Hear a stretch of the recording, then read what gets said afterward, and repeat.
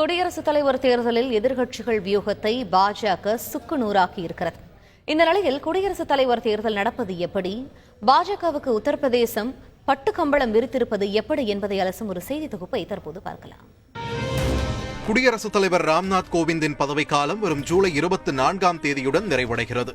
இதையொட்டி புதிய குடியரசுத் தலைவரை தேர்வு செய்வதற்கான தேர்தல் நடக்க உள்ளது. இந்தியாவில் குடியரசுத் தலைவரை மக்கள் வாக்களித்து தேர்வு செய்வது இல்லை, மாறாக மக்கள் பிரதிநிதிகளான எம்பி மற்றும் எம்எல்ஏக்கள் வாக்களித்து தேர்வு செய்கிறார்கள். இதில் 543 மக்களவை எம்பிக்கள், 233 மாநிலங்களவை எம்பிக்கள் மற்றும் பல மாநிலங்கள், யூனியன் பிரதேசங்களைச் சேர்ந்த 4120 எம்எல்ஏக்கள் என மொத்தம் 4896 பேர் வாக்களிப்பர். ஆனால் எம்பிக்கள், எம்எல்ஏக்கள் வாக்களிக்கும் வாக்கின் மதிப்பு மாறுபடும். அந்த வகையில் நாடாளுமன்ற எம்பிக்கள் அளிக்கும் ஒரு வாக்கின் மதிப்பு 708 இருக்கிறது.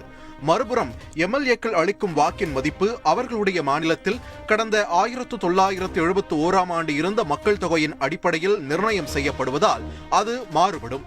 அதன்படி அதிகபட்சமாக 403 எம்எல்ஏக்களை கொண்ட உத்தரப்பிரதேசம் பிரதமரை தேர்வு செய்வதில் மட்டுமல்ல, குடியரசுத் தலைவரை தேர்வு செய்வதிலும் முக்கிய இடம் பிடிக்கிறது. அங்கு ஒரு எம்எல்ஏவின் வாக்கு மதிப்பு 208 இருக்கிறது.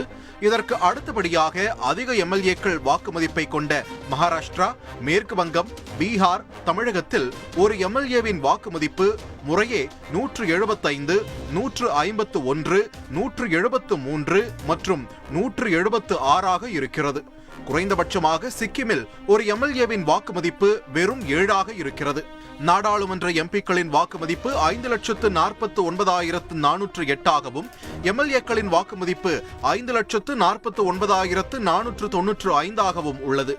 எம்பி மற்றும் எம்எல்ஏக்களின் வாக்கு மதிப்பு மொத்தமாக 10,98,903 இதில் 50% அதிகமான வாக்குகளை பெறும் வேட்பாளர் குடியரசுத் தலைவராக தேர்ந்தெடுக்கப்படுவார்.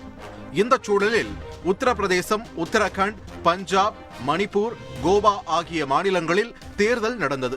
இதில் தோல்வியை தழுவினால் பாஜக குடியரசுத் தலைவர் தேர்தலில் சங்கடத்தை எதிர்கொள்ளும் என கணிக்கப்பட்டது.